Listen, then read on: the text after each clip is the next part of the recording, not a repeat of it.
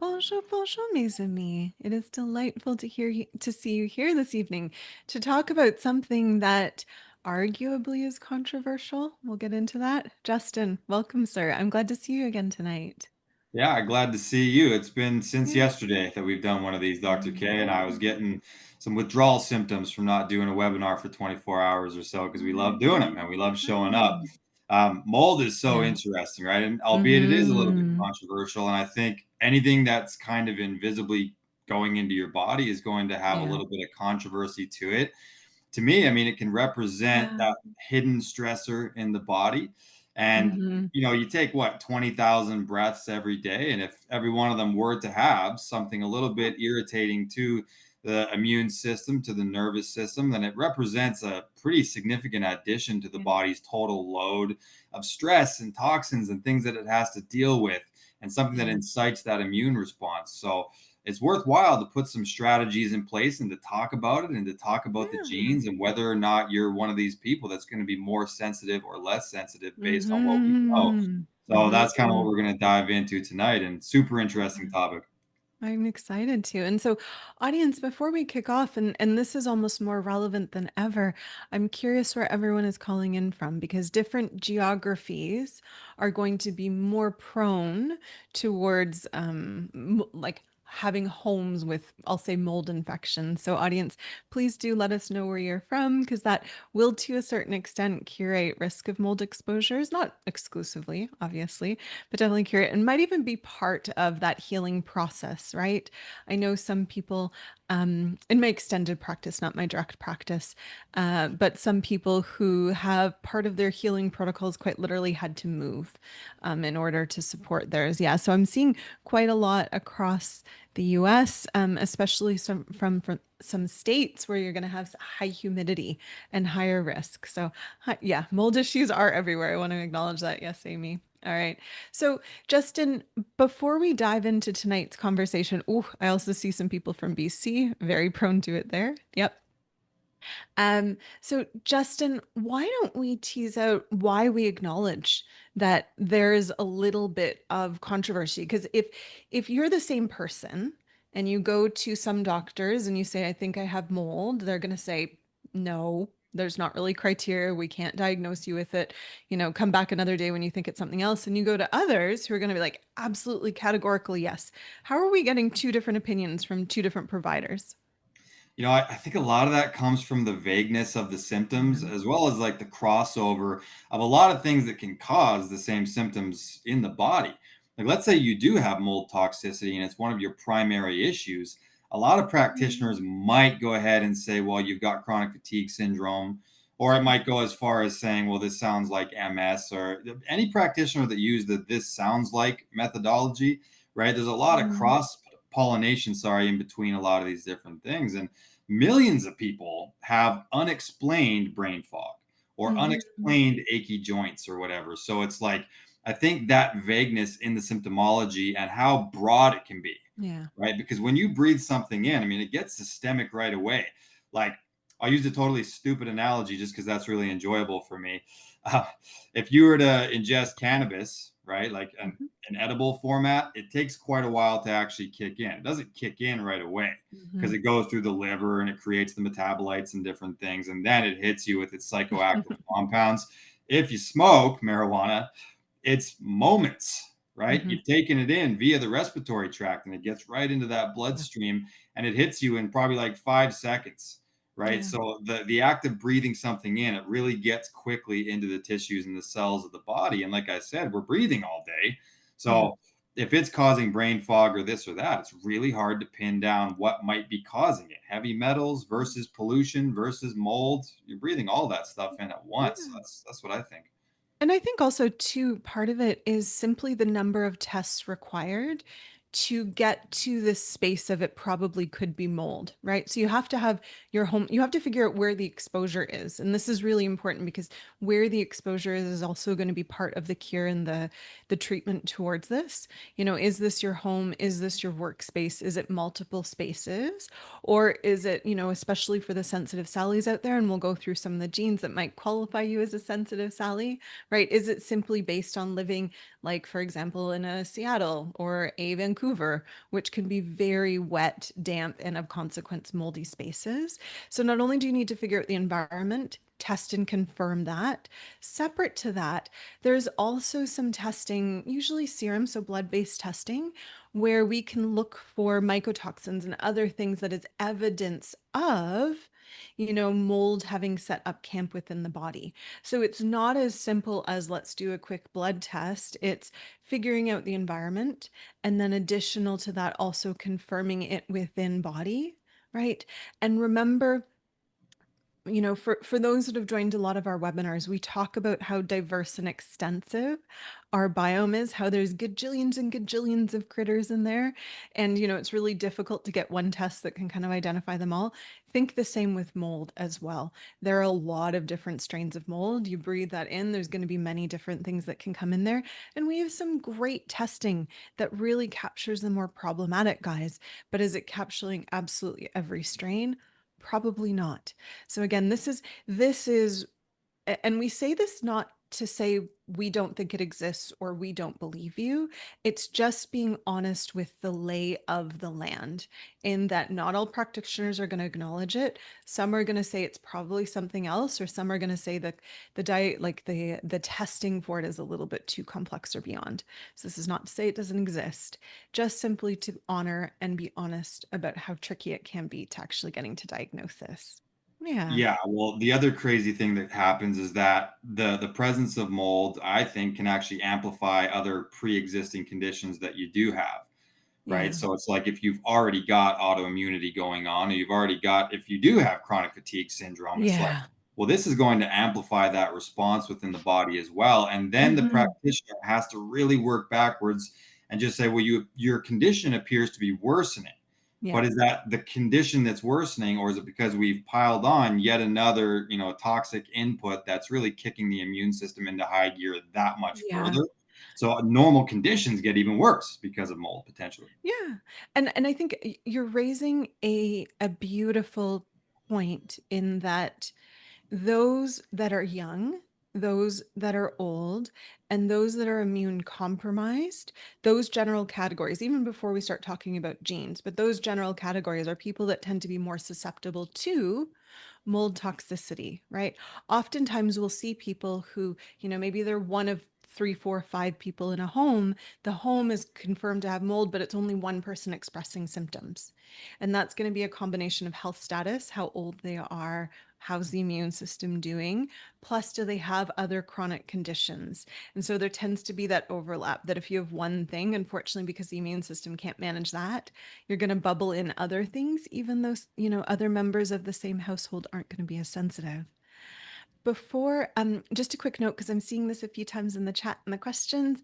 Dr. Adelia Sapp was to be speaking this evening, and unfortunately, just due to a last minute scheduling issue, she wasn't able to join us. She sends her regards. If she wore a hat, she would be tipping it to us.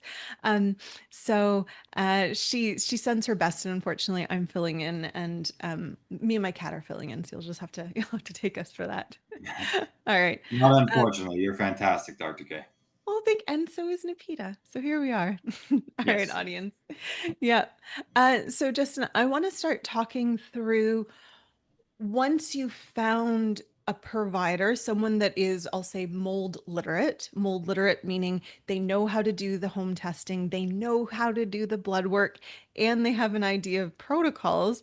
Let's start talking about what exactly that's going to look like and how genes lace into that.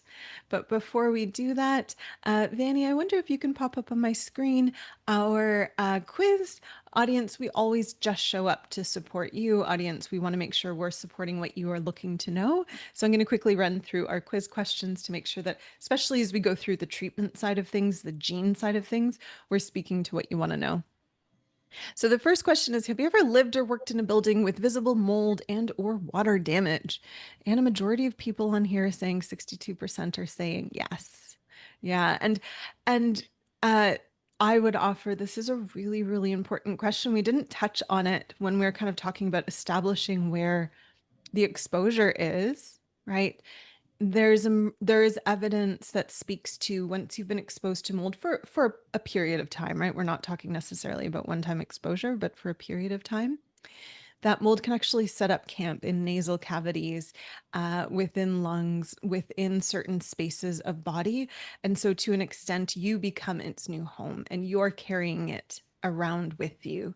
So, there's an element of history taking that becomes really important with whatever doctor you're seeing to get support for this. Yeah, well, and also about your house, right? Like if you have an older house, it's a little bit more likely if there is any history of like plumbing issues or, Yeah. pipes burst or even flooding in the area, right? Like if you live in a town that got flooded, I mean, of course, there's going to be that much more mold. Yeah. And if you don't take care to even get rid of like blankets that were wet and covered in mold in that time, you're really Hmm. re-exposing yourself all the time. And when you go to treat yourself, you can't just take a bunch of glutathione or something if you're still breathing it in Yeah. because you didn't really thoroughly hash out that part of it. Yeah. Or even I would offer, and this hurts my heart a little bit, but even with new builds, and this was a friend of mine, so this wasn't a case of mine, but a friend of mine saw someone who, it was three children, marked mold poisoning, mold toxicity, right? And could not for the life of them figure out the source of this. And what it ultimately came to be, they were living in a new home, but at some point during the construction, it had rained for several days and the home wasn't properly covered. So the mold had seeded while the home was under construction. And so even though it was a new build and you think, it's not an old house, we should be fine, it was just based on that construction process. And so the family moved, they treated these children, everyone was fine. But it was that shocking thing of no one thought to test the house for a really long time because it was a new build. Yeah. Yeah. Yeah. All right. Um, the next question we ask is, do you currently experience any of the following symptoms? And so a lot of these are kind of, as Justin mentioned, this vague thing that are very true to form, but sometimes difficult in that pinning down of is this mold or not? And unfortunately, audience, a lot of people have some of the bigger symptoms that our audience is presenting with: muscle and joint pain, brain fog, both very, again, diffuse, but very common things because it speaks to a lot of systems being dysregulated, chronic fatigue, sinus problems. There's a beautiful blessed 13% in this audience that are friends or supporters and not experiencing them. So congratulations to that 13%. Um, the next question we asked: have you been diagnosed with a chronic illness that hasn't responded well to treatment? And this is so common within this mold space, right? It being that underlying thing that makes it difficult to treat.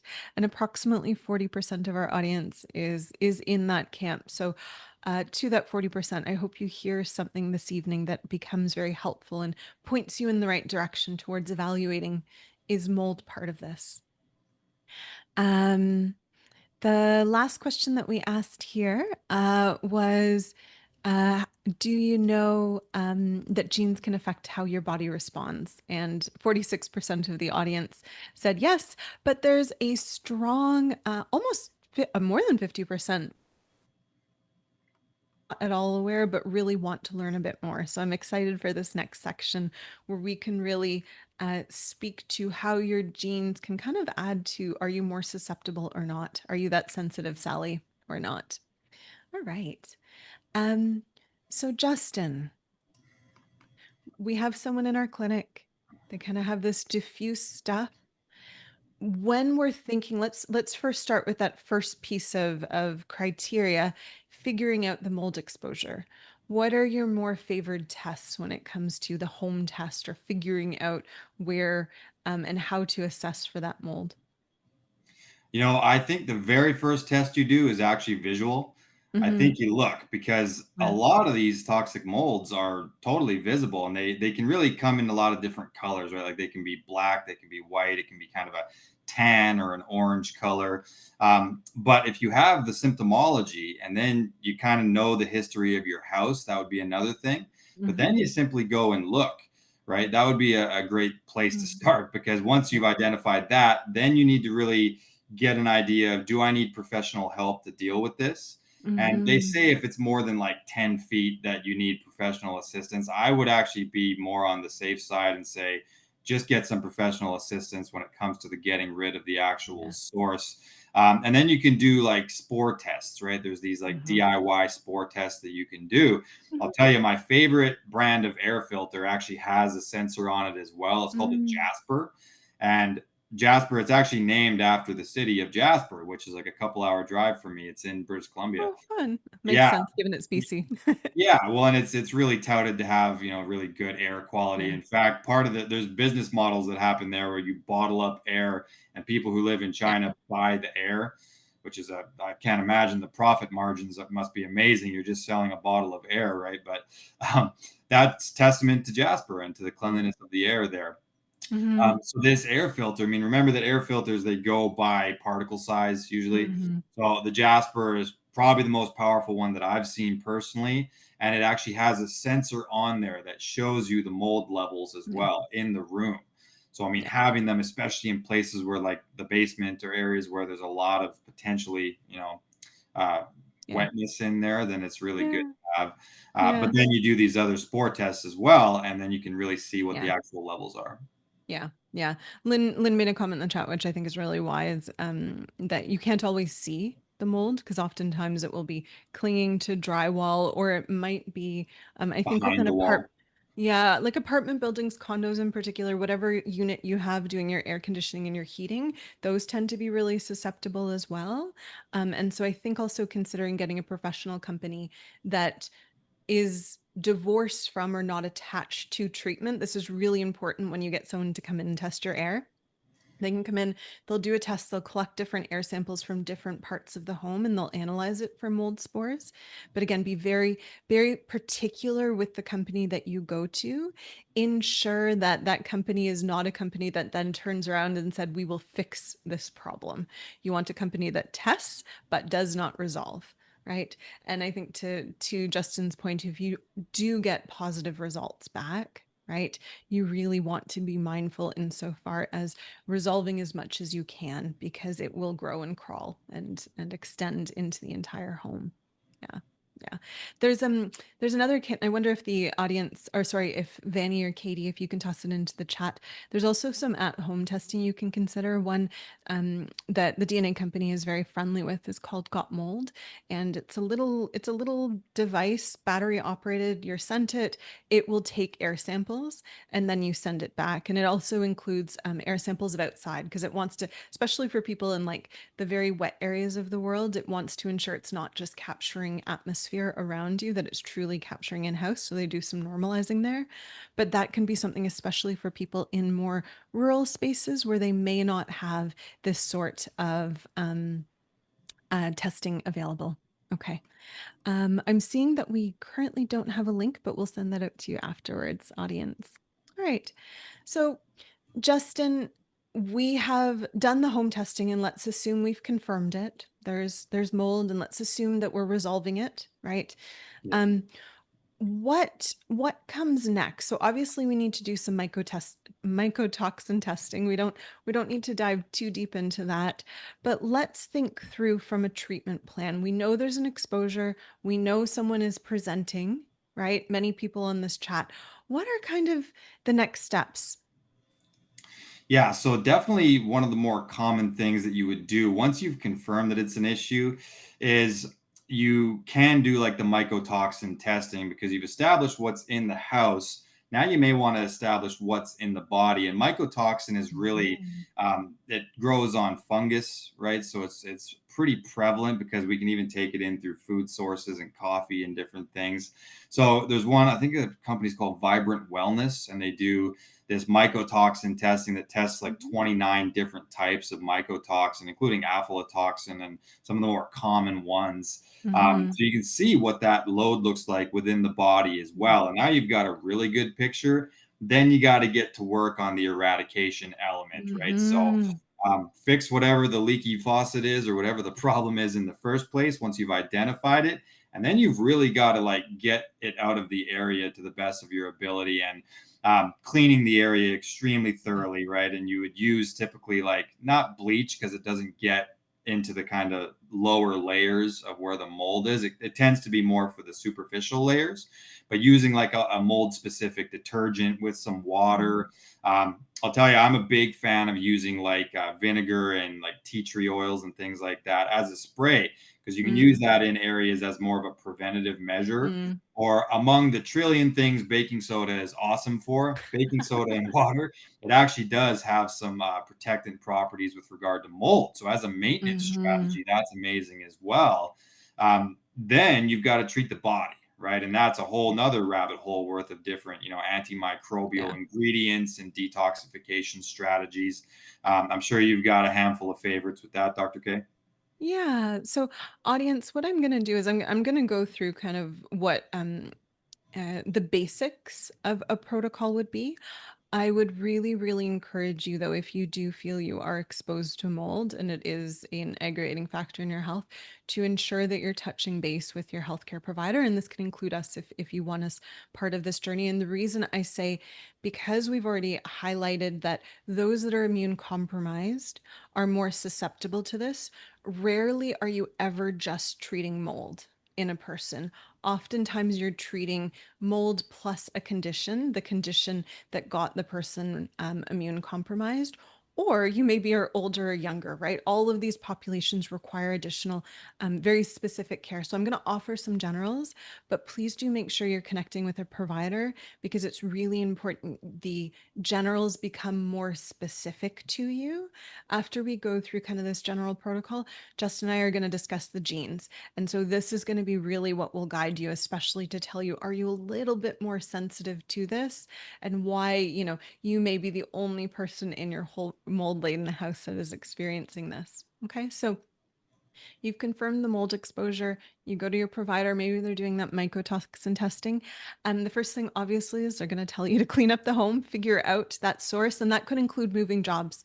I know people that unfortunately have had to leave jobs or switch jobs because it was a job based exposure. The next thing that people are going to be doing is a combination of binders as well as antifungals. And this is going to be very specific to the person. Some of the binders are really going to look at how do we snatch up some of the spores and some of the mycotoxins, right? Spores being the things that will help reseed and replenish. Right. And then the as well as taking the mycotoxins, that tends to be what travels throughout the body, causing that joint pain, that brain pain, that just general fatigue and general ick. My body doesn't feel okay right now. All right. Um, and then as well as that, potentially direct antifungals, right? Depends on the level of expertise of that person and what comes back on that test. But there will be a combination of those two. Okay. Now, this will also often include nasal sprays and other things because remember that we talked about it can set up camp in lungs, it can set up camp in nasal cavities. So this becomes not something you're just doing oral treatments for, there'll probably be some breath-based treatments as well. All right. Um, the next thing that this is also going to be very important, very specific. How do we reestablish a happy little biome within the body? So be mindful that funguses are kind of part of that biome. And so when they've set up camp in your body, they are going to disrupt the happy neighborhood, the happy community that you should have within your biome. So, part of your treatment plan is going to be addressing reestablishing that biome. And that oftentimes becomes a little bit more specific to what type of mold it is, as well as oftentimes people will do testing like maybe our DNA 360 premium to figure out what's actually going on in the gut and what needs most support there. Okay. Um, and then last but definitely not least, there's going to have to be addressment of the immune system, right? The immune, even if you weren't immune compromised walking into this, you are now immune compromised insofar as the immune is not going to be happy because it has this mold infection. It's trying to fight it off and it's not winning. So you're going to have to balance out some of your inflammatory markers, balance out the stress and strain. And this, again, audience, is where it's really important to have a good provider because they're not only going to work on how do we balance the immune, it's also going to work on how do we balance systems that have been impacted, right? Cortisol often will get dysregulated. And then there's a few other systems within the gut that are just going to go a little bit haywire because they've been exposed to not only a poor immune system, but separate to that, a lot of the mycotoxins that kind of pop up and do all that. Um, Justin, any thoughts there? Anything that I missed, sir? Wow, I mean, you did great right there, but there's Okay. also potentially dietary strategies or another area that you could Yes. attack that Thank with. you. Yeah. And it's funny when you look at some of these mycotoxins, and it's really, you could almost look at it like SIBO, like as far as certain things will kind of feed it and make it Yeah. multiply. So I've seen people do these elimination style diets while they're trying to detox from Yeah. mold and having pretty good results there. Because it's funny, like, mold, you said that it thrives in a moist environment, and that's both the external environment and the internal environment, right? Like Mm-hmm. when we have a lot of things that are creating even like mucus production, it will kind of feed on the mucus, right? So, like, for example, dairy is a pretty common thing that people should consider cutting out for at least that period because it Mm-hmm. can increase mucus production within the Yeah. body, or like a lot of carbohydrates. Like, it's funny when we have these situations we have to deal with. Sometimes I'll even put the dietary genes to the side for a second and just conduct like a more specified like reduction diet. Like, a lot of people go on more of an animal based approach just because the carbohydrates can actually feed some of the problematic areas. Mm-hmm. But you have to be careful because even too much fat can increase mucus production as well. And then there you go. The mycotoxins have something else to feed upon. So it's like, Mm-hmm. lean protein and really relying on that with some of these potentially, herbs and things that help with dealing with mold and bacteria like thyme and Mm-hmm. garlic and oregano and these kinds of things. So it's kind of like an Mm-hmm. based but modified for dealing with mold. So Yeah. dietary intervention I think is another great strategy there. Yeah. Yeah. And the one thing I feel a little bit remiss that we haven't addressed, and audience in particular, given it sounds like there's a lot of people on this who are struggling with this, I want to give voice to something that's a little bit difficult to give voice to. When you're first solving for and then recovering from mold toxicity, it takes a lot of time and a lot of rest, and unfortunately, a lot of resources, right? Um, it probably took you several exposures, living in a space or working in a space for a really long time in order to gain it. And it will take, unfortunately, oftentimes a bit longer to recover from it. So this means, being aware you might need to be sleeping a little bit more, being aware that you probably won't be as active for as long, and being aware that there's going to be several lifestyle changes required to do this. And I think the tricky thing that doctors don't talk enough about when someone comes forward and says, "Hey, I have mold," is how time, energy, and money expensive that can be, right? Maybe it means you're not working as often, which is this, right? Treatments, supplements, etc., can be a little bit expensive. It also means maybe you're not going out and socializing as much because, again, you need to be home and going to bed at certain times. So, none of this is to say it's impossible. I just want people to kind of be aware that if there's confirmed mold, if they're working on that recovery plan, ensuring there's time for sleep and rest, and ensuring you have community that supports you through that process is really, really important. And something that I think needs to be discussed, because you don't just get this and are expected to continue on your day to day life as if recovery happened the moment you figured it out. Or Justin? Yeah, well, and the more of these interventions that you are able to put in place, I mean, it's going to help that process along. So Yeah. that's why we try to attack it from a few different avenues. Like, for example, a good habit of using the infrared sauna, right? I mean, that can accelerate this and help Mhm. clear it out of the cells a bit quicker. And I Yeah. love adding in certain things like this brand behind me is called Clear Light, and they have an option called Halo Therapy, which is like this salt therapy thing. So it's like Mm, while you're in the sauna, it's like you're in a salt cave, and it really helps to clean out the respiratory tract. mm, Or using just essential oil diffusers with some good mm, like cleaning essential oils in the environment is great. You can use nebulizers. I mean, you can even nebulize things like glutathione if your genes are kind of set up for something like that, and help to clear it out a little bit quicker. So yeah. I really like to throw different therapies at it, however you can. Mhm.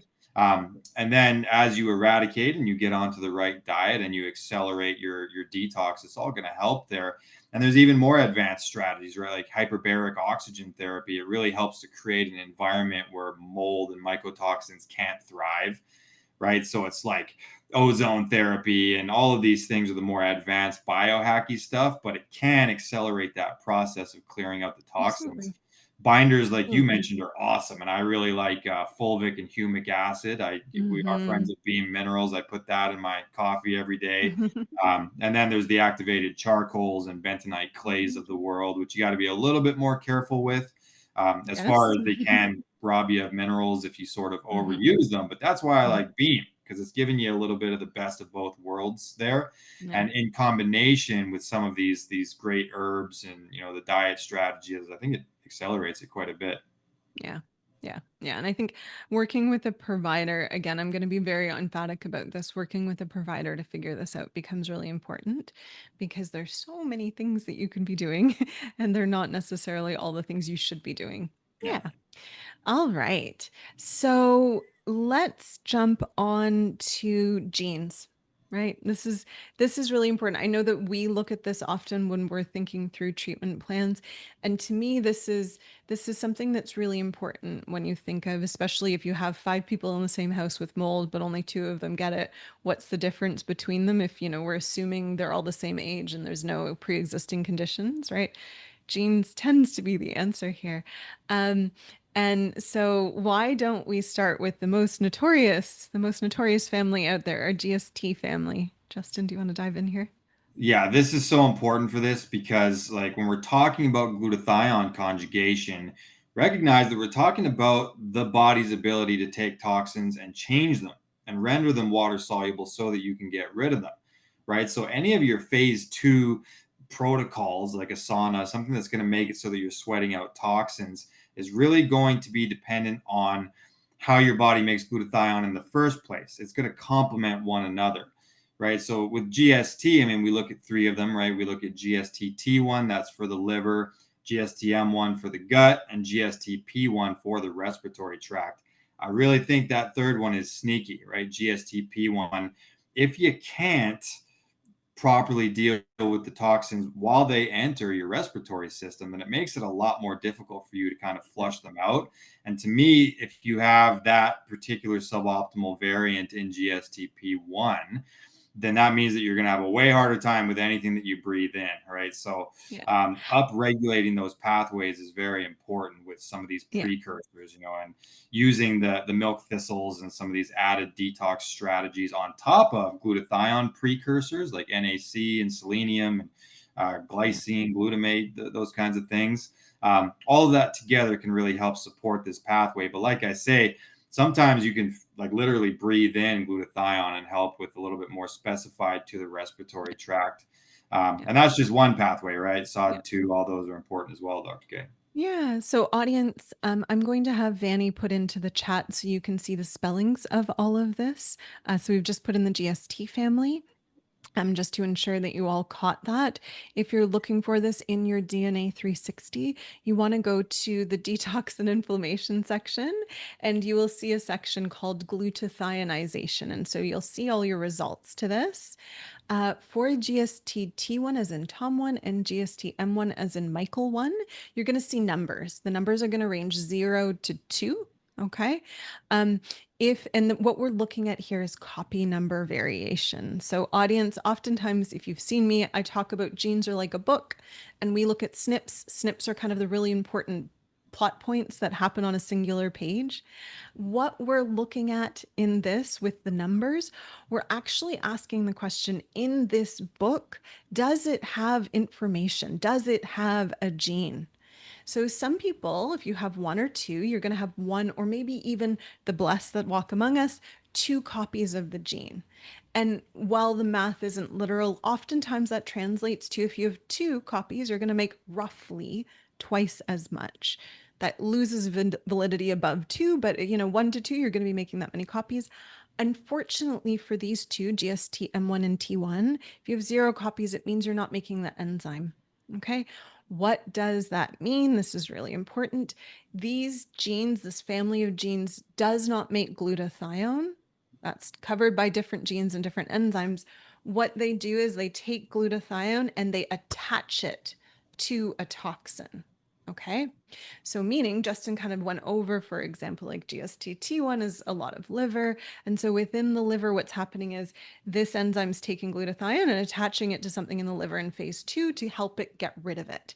So if you don't have this copy, you're not able to do that specific attachment. Okay. Now there's a bit of a difference for GSTP1 as in Peter1. You're going to see letters there. You're either going to see GG, AG, or AA. So that's Gregory, Gregory, Andrew, Gregory, or Andrew, Andrew. And based off of that, you're going to be, it's really more speaking to your capacity and your ability. If you're a GG, you're walking amongst the blessed. If you're an AG or an AA, unfortunately, you're struggling to attach it. You're still, this gene isn't absent. That's really important, right? We've gone back to the everyone has it. It's just that quality with which you're doing it. And this one in particular, Justin, as you've highlighted, is really important when it comes to mycotoxins and molds and people who have a poor presentation here. When we're really talking about how we differentiate people in that house, oftentimes people with a poor GSTP1 presentation tend to be the sensitive Sallys when it comes to mold, right? Right, Justin? Yeah, because I mean that's respiratory tract, and a lot of it is just Yeah. being breathed in. So, even that when I'm talking to people who have this kind of issue with mold, like Mm-hmm. I'll even get them to put fans in their house. You know what I mean, just to Yeah. keep things dry as much as humanly possible, or get an HVAC system in the house. That's Yeah. pretty valuable as well. Or open the windows, but that depends on Yeah. the humidity of where you live, right? That might make it worse, or it could make it better if you live somewhere a little bit more dry. So just Yeah. some of these strategies: good air filters, have a fan going, know the history of your house as well, right? If you bought a house off somebody, ask them. See, like, did the plumbing go at any point, right? Was there any point where Mm. the basement was flooded? You got to know these things, and then you have the right toolkit to kind of attack it with. So we try to come at it from a few different areas. It's the only way. Mm-hmm. And Lynn has just mentioned that I might have mixed up my GSTP1. So, audience, give me 1 second because I have been up since very early. So, it is very possible I've mixed up my letters.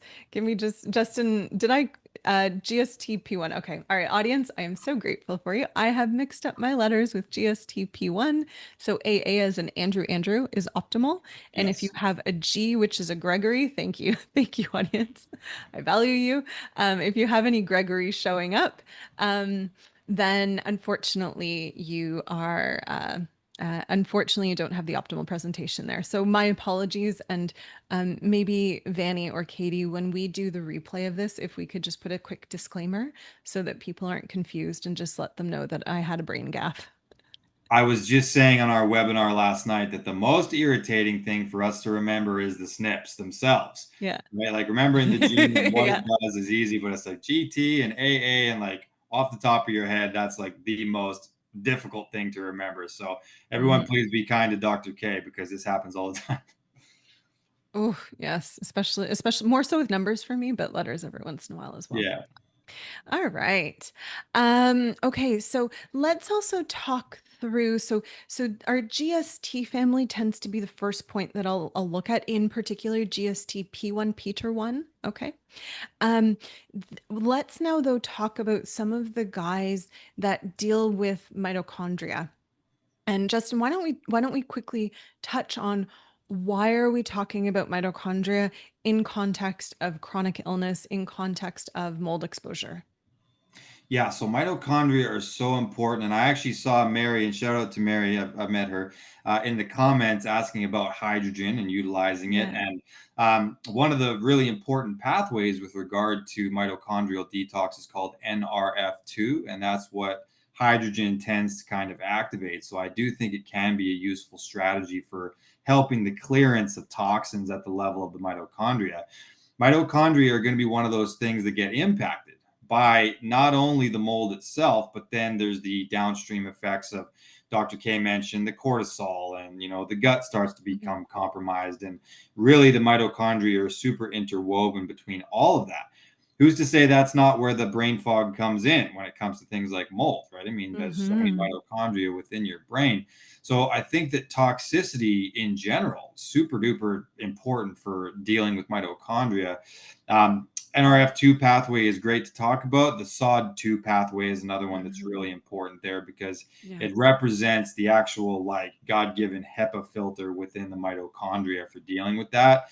And if you've got the T's in your SOD2 gene, this is in your antioxidant report, antioxidative, it's going to represent a reduced function of SOD2 in your body.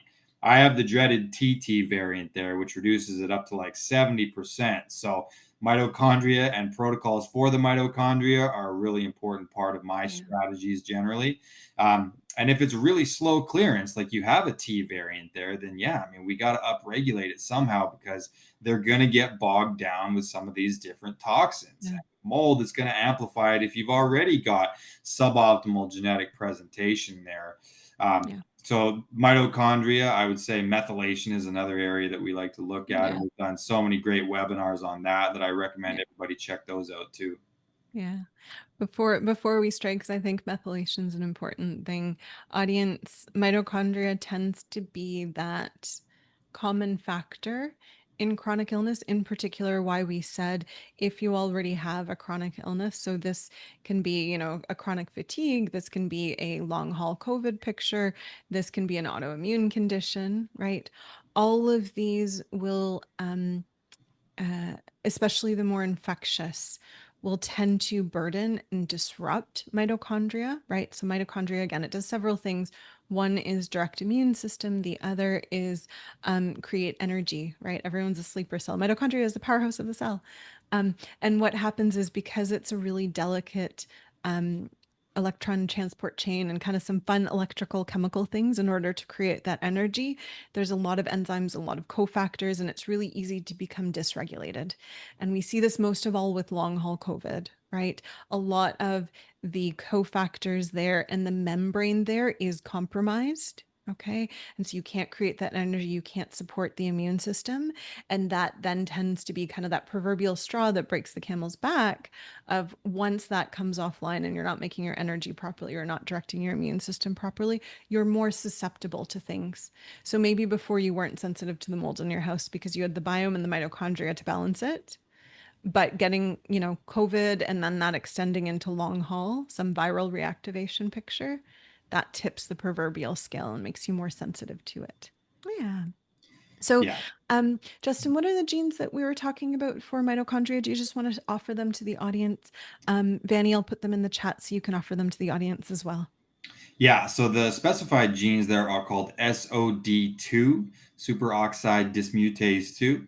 And then there's a second mover in that pathway called GPX, that's glutathione peroxidase. And these actually work together, right? So it's like, Mm. I use the analogy about the dishes. I think it wasn't me who came up with it, it was probably you, Dr. K. Uh, Was. but credit to Everything's you. in the kitchen for me.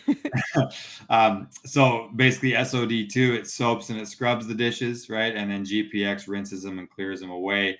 So if you do have that T presentation in SOD2, which means it's slower, ideally we actually want the GPX to be as slow as the SOD2 because then at least the toxin clearance is happening at the appropriate rate because there is intermediate chemicals that get created in between step 1 and step 2 there being hydrogen peroxide, right, which can be pretty toxic to the body. And there's going to be more and more buildup within the mitochondria if these two are not exactly aligned. So just look at it. We want fast and fast, medium and medium, or slow and slow, preferably fast and fast, right? But anybody who's got imbalance within those pathways, that's what's going to cause an additional issue there. And then the other pathway I mentioned was NRF2, and that's just a really specific antioxidant pathway for the Yeah. mitochondria that gets initiated by things like hydrogen. Mm-hmm. All right. And so, Rachel, you can find these again. You're looking at that detox and inflammation section. And I believe this is in the report called Antioxidation. Justin, hold me honest. That's true. Yeah, correct. Excellent. I value you. Thank you, sir. All right. Audience, I see a lot of questions and answers. So I think we're going to start to transition into that point of our webinar. Justin, any thoughts or pearls or any truth bombs that you want to offer the audience before we jump over? I think that this is a really multifaceted thing. And I think that once it's established that you do have mold, I would recommend paying attention to your gut, because it can Mm, increase things like Candida albicans, for example, right? Like some of these kind of like mold yeast species.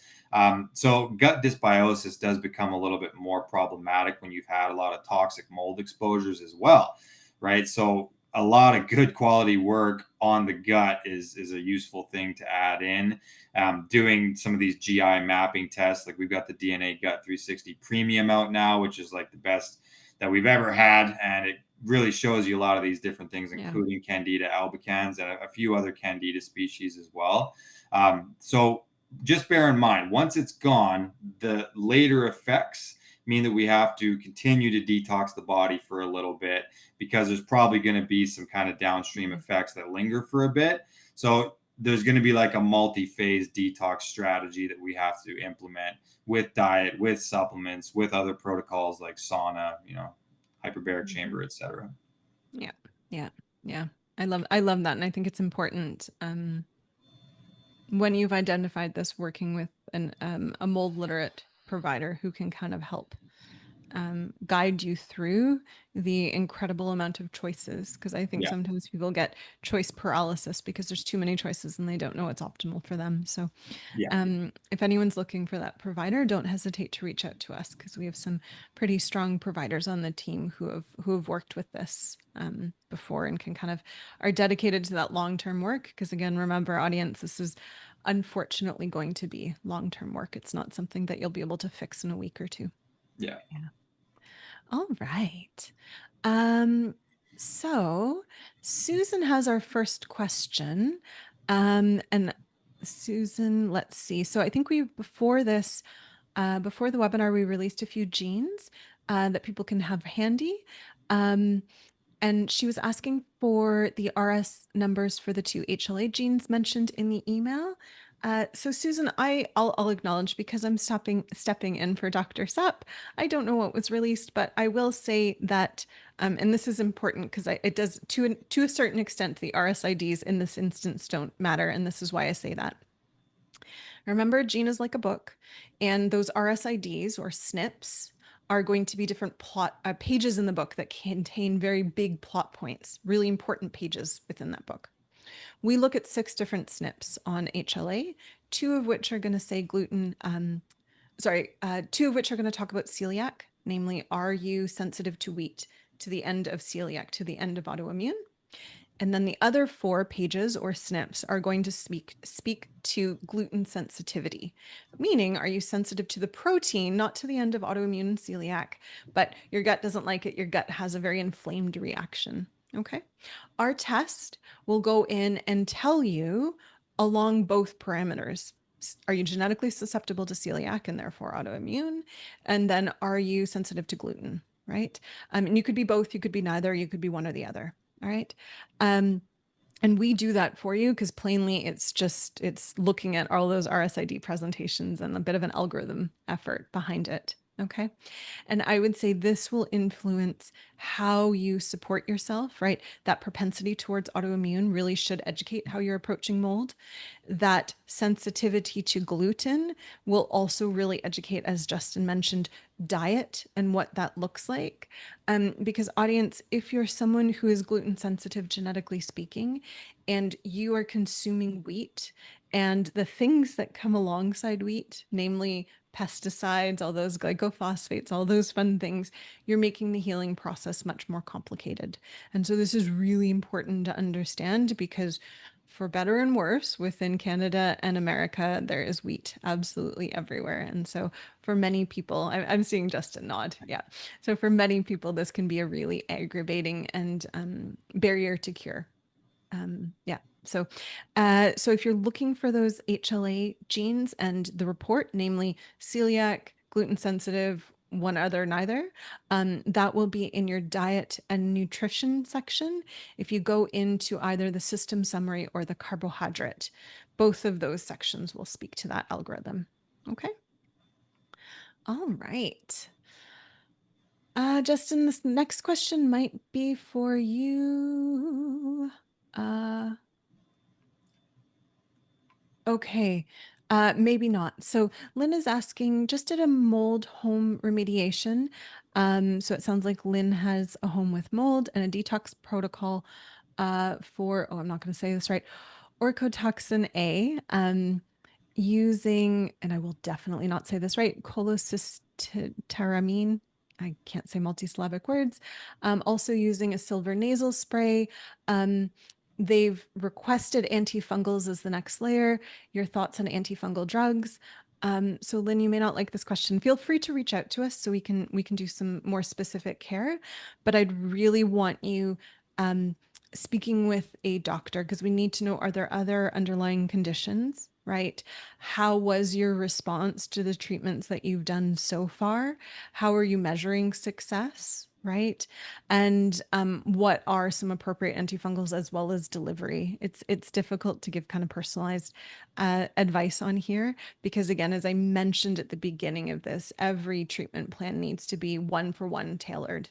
Um, and I would suspect, just based on everything you've said, you probably an antifungal agent would be wise. But which agent, how much in the protocol is very much going to depend on a few other factors that we don't have insight into. If you're looking for that sort of support, you can reach out to us at ceo@thednacompany.com. Someone, I think Vanny can toss that in the chat for us. All right. Um, Alessia is asking, is it common to have symptoms be worse when you are following a detox protocol? I have an answer to this one. Justin, sir, do you? I think that when you throw a whole bunch of new stuff at the body as a detox protocol, I think that you can definitely have some symptoms associated with it. Like even just adding in, a lot of these different binders and things like that, some people will react a little bit to them. I think it depends heavily on the protocol, right? And it depends what you're doing. Like even what you were just talking about with antifungals, it's like you can throw caprylic acid, which comes from coconut oil. Some people don't digest it as well. You can have garlic, which can thin your blood. There's a lot of things that you might throw at it that might have other downstream effects that your body doesn't agree with, to where it's impossible to rule out having some level of reaction to it. The basics, putting an air filter in your room, I mean, you're not going to have any issues with that, but it was pretty strong on what protocol you choose. Um, what do you think on that? I know that you've Mhm. probably done this for a number of people. Yeah, what you're referring to, Alessia, is something called the Herxheimer reaction, Yeah. and that's the idea that when you're directly attacking something within the biome, and we're kind of including mold in this area, that think about if someone comes up to you and punches you in the face, the first thing that you're going to do is like push back. You're not just going to stand there, right? You're going to try and defend yourself. And mold has a similar reaction. If you come in with an antifungal or whatever it might be and you punch mold in the face, it's going to flip you the bird amongst other things. It's going to throw things at you. And so this Herxheimer is an appreciation of the awareness that the mold is going to be throwing mycotoxins. It's trying to survive, it's trying to protect itself, right? It set up a really warm and cozy home in you, and it doesn't want to give that up. So it's defending itself. And so oftentimes, what it does to defend itself is what can make people feel really crappy. This can be where the role of binders comes in. I would also offer there's an element of medicine philosophy here. I've worked with several people who one a mentor of mine, she would monitor for Herxheimer, and the moment she saw it, she was like, "The protocol is too intense for where this person is," and she would back off. So her goal was never ever to see that. Okay. Um, so again, it's really, there's a philosophy element, an experience element of the practitioner that you're working with. But I would offer, if you're experiencing Herxheimer, talk to your provider about it. They'll either back off treatment a little bit, just reduce, adjust, or they might toss in a binder of sorts. Okay. Yeah. And again, this is why it's important to find a really good provider in the space. Yeah. All right. Anne has our next question, and it's, is it true that 25% of the population has difficulty detoxing mold? Yeah, I believe the actual statistic says 28%. Most people say Ooh. up to 30, but again, this is dependent on not only like methylation, but also glutathionization. And then we add in the HLA genes as well. So total would be a little bit difficult because you might have totally Yeah. optimal glutathionization, but totally suboptimal methylation, and it skews the numbers pretty heavily there. But I would say 25-30% is a fairly good estimate. I don't think it's going to be exact, however, just because of the sheer genetic variance that we end up dealing with. Yeah. Um, but yeah, there's a lot of people that have suboptimal genes in these areas, or they're immunocompromised, or they're old, or they're young. And yeah, that's going to account for Yeah. a heck of a lot of the population. And then we have to look at where you live. What population are we talking about? Because some are worse than others, even though mold Yeah. exists everywhere. So it's a big problem, yeah, for a lot of people. Yeah. Yeah. And I would speculate that number is going to change with time, right? And we started off the top of the hour, Justin and I having a conversation of, does this even exist, right? Medical science is still trying to wrap its head around, how do we talk about it? How do we quantify it? And so I would speculate that number over time is going to change too. Yeah. But I like your answer there, Justin, because I think it appreciates there's so many different things that go into the detox of it. Yeah. Yeah. All right. Shelly has a question. Um, After a mold detox that proved successful based on lab tests and one feels better, i.e., the mold was removed, they did all the things, are there still long term effects to watch out for that could be fixed, like neural pathway, brain function, etc.? Yeah. Beautiful question. I would offer, and Justin, I'd love your thoughts here. I would say for the subsequent years, right?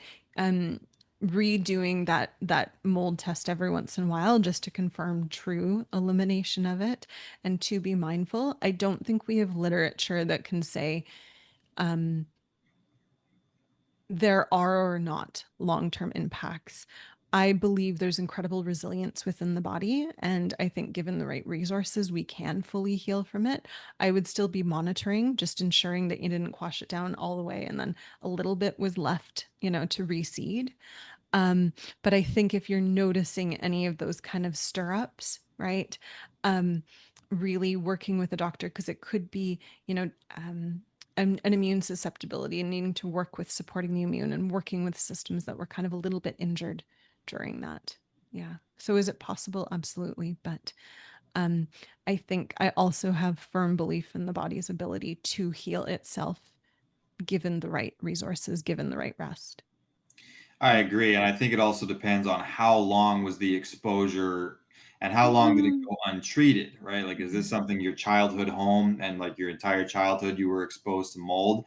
I would venture that there's a greater likelihood of it compromising some of these different systems in the body Mhm. to where the treatment and dealing with it, the after effects are going to be a little bit harder to heal from, but totally in agreement with Dr. K. The innate intelligence of the body is it's meant to regenerate Yeah. itself. All the cells replace themselves, and as long as you start to add the right epigenetic stimulus, right, so that we get to better methylation patterns and the body starts reinventing and recreating Mhm. itself, improve your detox, improve your immune system, your sleep, your Yeah. nervous system regulation, absolutely you can get over it. It's just like how long was it and how compromised are the systems like the gut, the neurons, Mhm. etc. Yeah.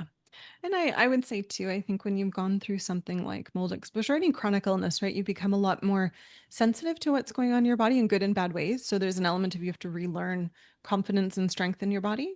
But additional to that, and in a good way, you're more sensitive to kind of the first beginnings. Whereas before you might have ignored mold at first because you didn't have an awareness of it. Yeah. After that, you might be a little bit more sensitive to like, oh, my thinking's funny. I'd better figure this out now versus waiting until my thinking's very funny. Yeah. All right. Linda and Justin, I'm not sure if you've heard of this. Linda is asking after Air Doctor, which I would speculate is an at-home mold kit. Are you familiar with them? I'm not. I believe it's actually a filter. I think it's another Ah, form of HEPA thank you, filter. sir. Yeah. So, I mean, Jasper is the one that I favor just because it also has the ability to track the levels in your home. But I've heard nothing but good stuff about the quality of Air Doctor. And I believe it's Mm-hmm. also a really, really small particle size that it does get down to. Mm, And the other thing with HEPA filters is there's the particle size that it actually deals with, but then it's how powerful is the fan. So, how big mm-hmm. of a distance can it actually cover? If it's only cleaning a couple meters in every direction, well, you better buy Mm-hmm. 25 of them for your house then.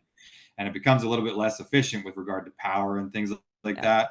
But I've heard lots of good stuff about Air Doctor. I've just never used them. But Yeah. I will say the other thing that's cool about Jasper is that some of these filters, when you put them in like nighttime mode, it tries to quiet itself down, so it'll slow the fan speed way down as well. And so it's not as effective while you're sleeping. And some of them have like a blue light just emanating from them as well, which you don't want while you're trying to sleep. So Jasper's cool because it has a nighttime mode as well, where it will basically keep the fan at the same speed, which is almost a white noise. Like it actually seems to help you sleep. But it will also have no blue light coming off of it, and it will have just as much potency in the night as it does during the day. So I like Jasper for that reason, but I'm sure Air Doctor's pretty good quality as well. Yeah. All right. Debbie has our next question. Debbie's asking if you have someone in your house exhibiting symptoms and another person who does not, for the person who is not having any issues with mold, is it bad for their health anyway to be living in a house, even though they're not necessarily presenting and they seem quite fine? Um, yes. I think just because someone has within that period of time an immune system and a health status that makes them robust against it does not mean that will always be the case. And remember, there's an element of duration of exposure. I don't think if you're aware there's a mold problem, ideally it's addressed and resolved, as opposed to saying at what point in time is this person going to become sensitive to it. And remember, think of this is a little bit cross and not entirely true, but it's true enough. Let's pretend that you have 10 immune resources and, this healthy person has 10 immune and let's just say it takes 8 to deal with this mold and they're always offering 8 to deal with this mold. If they're exposed to, let's just say, a cold and the cold requires 5 immune resources to deal with it, they only have 2. Right. So they become more susceptible to other things. And this is kind of that additive effect. Your immune system, to an extent, only has so much capacity. So we don't want it to ask it to do things unless we absolutely need it to. Right. Justin, any other thoughts there? Yeah, well, and toxicity can also be kind of cumulative in its nature as well. So that Yeah. kind of pairs with what Dr. K just said. It's like there's this hierarchy of resource that the body has, and it diverts a little bit of it to the pain in the ass of the Wi-Fi, and a little bit of it to the pain in the ass of the glyphosate. And you've got this reserve of resource that you can allocate towards different stressors. And again, Mhm. very beginning of the call, I said 20,000 breaths a day. If each one of those has a trickle of a stressor in there, it's going to represent a wearing away of that immune resource that the body has. So there's Mhm. no good that can be done in exposing your body to that if you can eradicate and avoid it. Everybody's immune system is under taxation. It's just that people that have genetic suboptimal abilities there, that's even worse, and they're going to present with symptoms more or less right away. But I would say staying clear of it is in your interest regardless. Mhm. Yeah. Nancy has our next question. So, one of the more popular mycotoxin tests is Vibrant, and they're asking if it can be sent to New York State. And if not, do you know one that can be? New York is can be very problematic for getting tests in. I'm not aware of one that goes there, but I am aware of people who do test travel in the sense of they'll leave the state to have it done. That's not official advice, but it might be something you want to consider if it's a test you need and you're struggling to get it within your jurisdiction. If you need support with that, just let us know. We can help facilitate testing outside of New York. Carol is asking a question. Are you aware of candles you can use in your home or work to rid candida mold in the air? Uh, um, no, Justin, I do not believe that would be helpful or effective. I've never heard of it with candles. Like I say, I mean, using an essential oil diffuser can be useful, right? Use some like eucalyptus or like some of these essential oils, which are typically just plant oils. You got to be a little bit careful with the brands, right? Because some of them will add in some synthetic ingredients as well. But if you get like a really good, like I think the brand's Essential Oil Wizardry, and he's got all kind of cool blends and stuff like that. That's probably more effective than candles. Candles are good to have for other reasons, but I've never heard of it being capable of eradicating something like mold. I would say you need something more potent and powerful for Mhm. that. Yep. Yep. Marianne has our next question. Can red light therapy be helpful to detox mold? Um, it wouldn't be amongst my top therapies. I think there's a lot of benefit when it comes to red light therapy.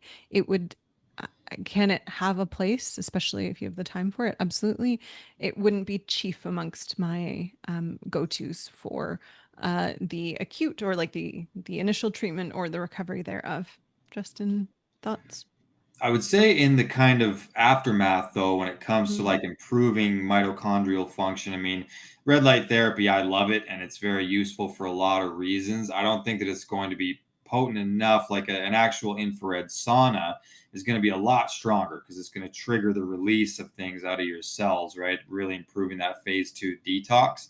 But like we talked about, there can be kind of a, let's call it long haul mold exposure or, the Mm-hmm. protocols thereafter to help fix that. You can use it to help improve mitochondrial function thereafter. So it could have a place in the treatment process, but I wouldn't say it's potent enough in and of itself to initiate detoxification. Mm-hmm. All right. Sheila, I hope I'm saying that right, has our next question or two, a double header.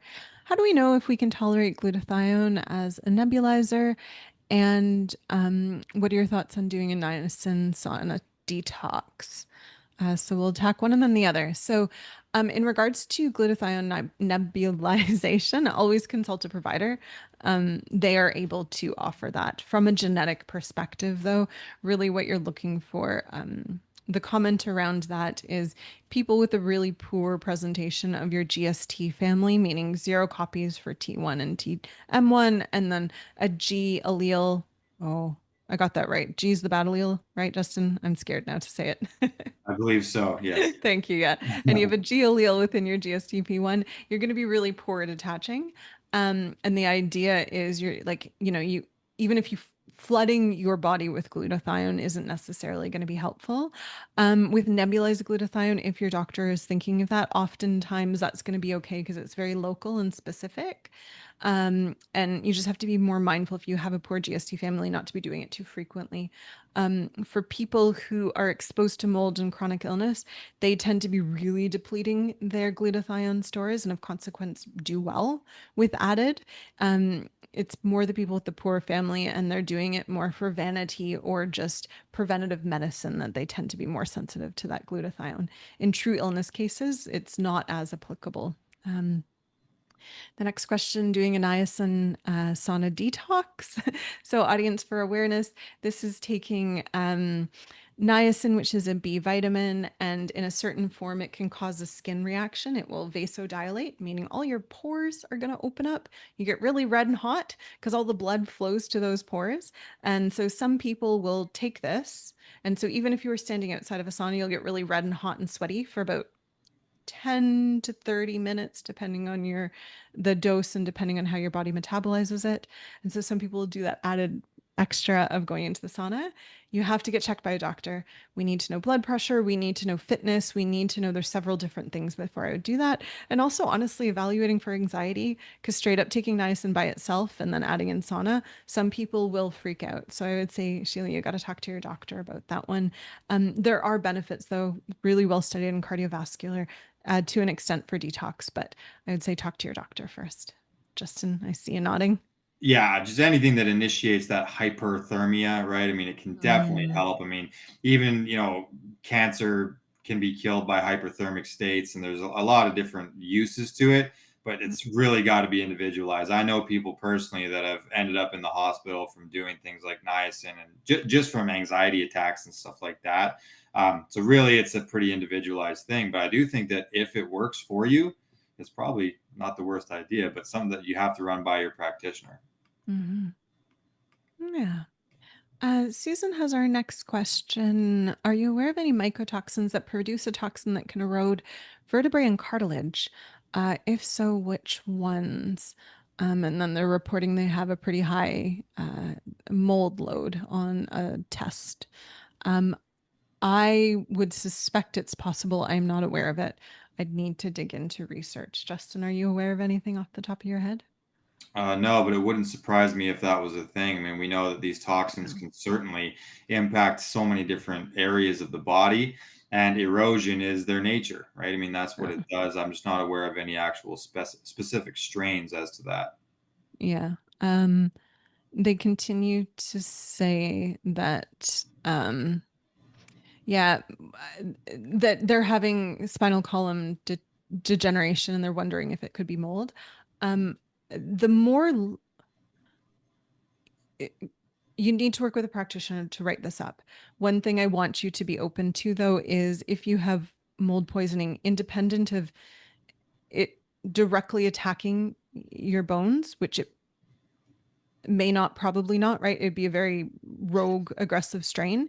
It's probably more the erosion of your immune system and then of consequence the immune dysregulation that doesn't allow bone support. And if you already had a little bit of a weakness within that space, you're further deteriorating that space. So I suspect it's probably more like mold is dysregulating immune, which is then not supporting bones, would be more likely what is happening, if I heard you correctly. But I think you could also probably work with the doctor to do a little bit more of a focused workup there, because that would be some pretty advanced lab work and advanced local diagnostic testing that you would need to do. Yeah. Um, Tamrusi, I hope I'm saying that right, and I apologize if I'm not. Um, they're saying that I do not have uh, copies of GST T1 Tom1 or M1 Michael 1. Should I be taking a glutathione supplement? I do have the GST P1 Peter 1 AG version, if that plays a role at all. All right, Justin, do you want to break down for people kind of like why we advise a little bit against high dose glutathione for people with this? Yeah, well, and first of all, the GSTP one, the AG version, is not entirely optimal either. So I would say that that represents a fairly suboptimal glutathione profile across the board.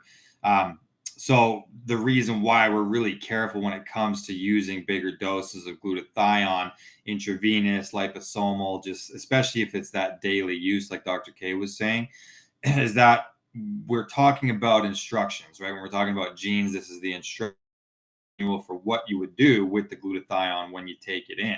So having these null variants, meaning 0 copies of GST-T1, 0 copies of GST-M1, and then also a fairly suboptimal GST-P1, it means that if you were to add a bunch of glutathione in the form of a supplement, your body wouldn't know what to do with it because it's missing the instruction for how to sort of direct that.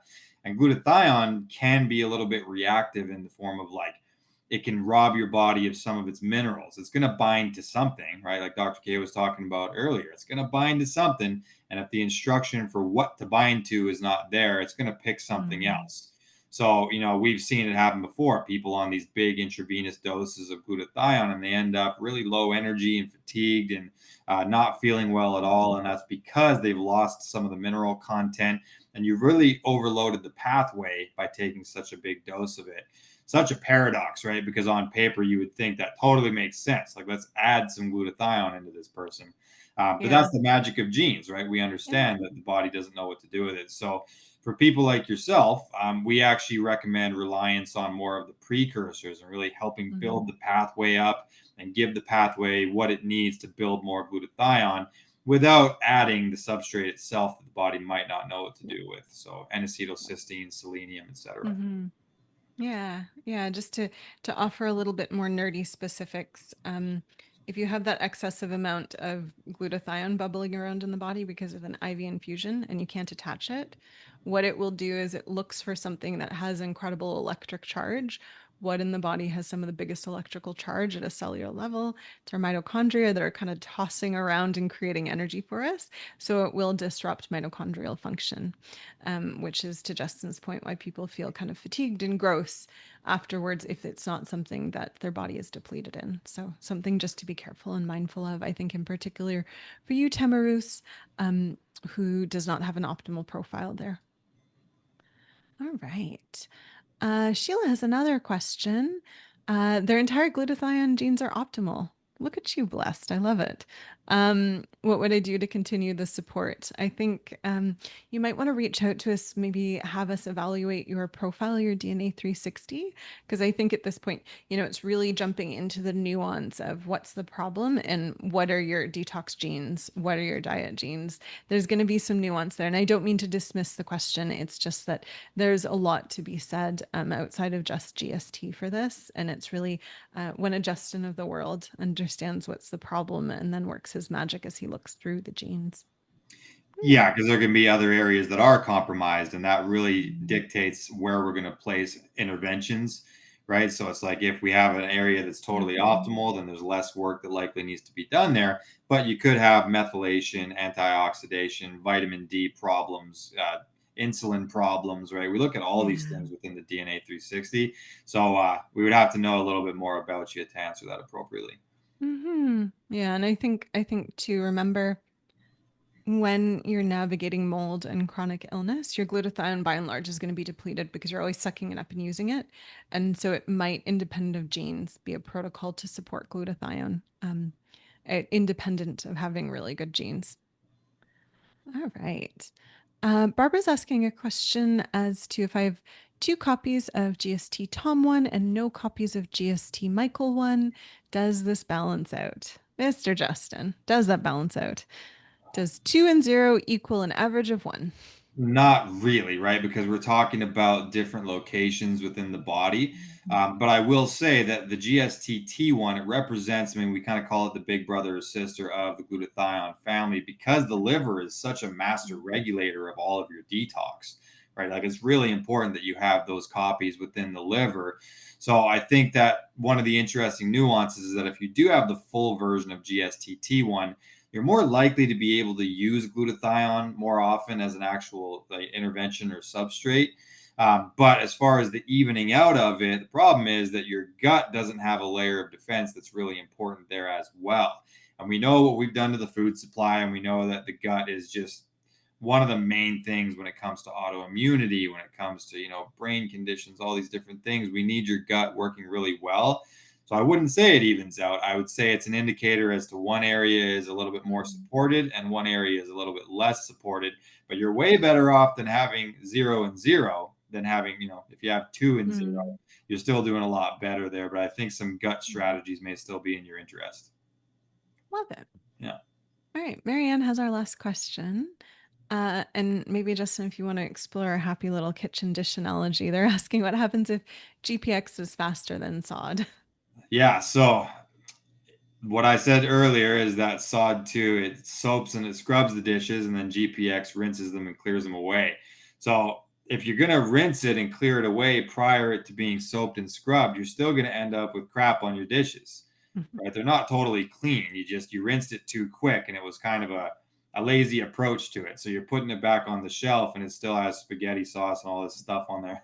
And that spaghetti sauce is the hydrogen peroxide that I mentioned, right? Which is pretty toxic, and it's that intermediate chemical. It's between those two phases. So the imbalance there is really what the issue is. You're going to get a buildup of some toxic metabolites within the mitochondria potentially.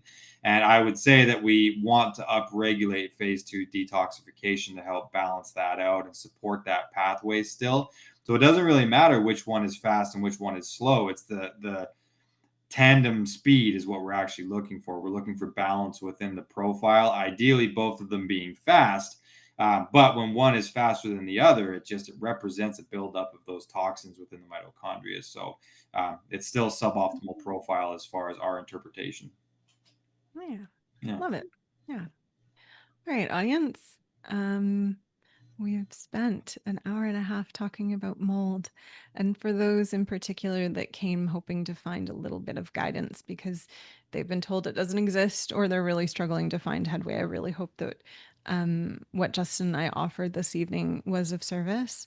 I hope that you know a little bit more about your genes and, in particular, the glutathione family or mitochondrial families that can really help you understand a little bit of the susceptibility and definitely how that can be incorporated into a treatment plan. If anyone is looking for further support, don't hesitate to reach out to us. We clearly love this space and we are clearly very passionate about supporting your health and wellness. Yeah. Justin, any other thoughts before we bid our wonderful audience adieu? I'm just glad. I'm glad that everybody rolled up once again. And I'm not on any more webinars till next week. So I'll be seeing everybody here and we'll be tackling some more interesting topics. Hmm. I hope you guys learned a little something. Like this is another piece of the puzzle. Our bodies have to deal with all of these different stressors at the same time. And I think mold is pretty prevalent. Up to 70% of households have it. A lot of people Wow. deal with it daily. And it's something that I think having some strategies and some guidance around might just save your life one day or at least expand your lifespan. So this is an important Yeah. topic. And thank you all for rolling up. And thank you, Dr. K. Always a pleasure. Delightful. All right, audience, thank you so very much. Until the next bat time on the next bat channel, we'll see you later. Au revoir, mes amis. Bye Au bye. revoir. We're going to dance out. I love that we dance out, there's no music. That's by ourselves. Da, da, da.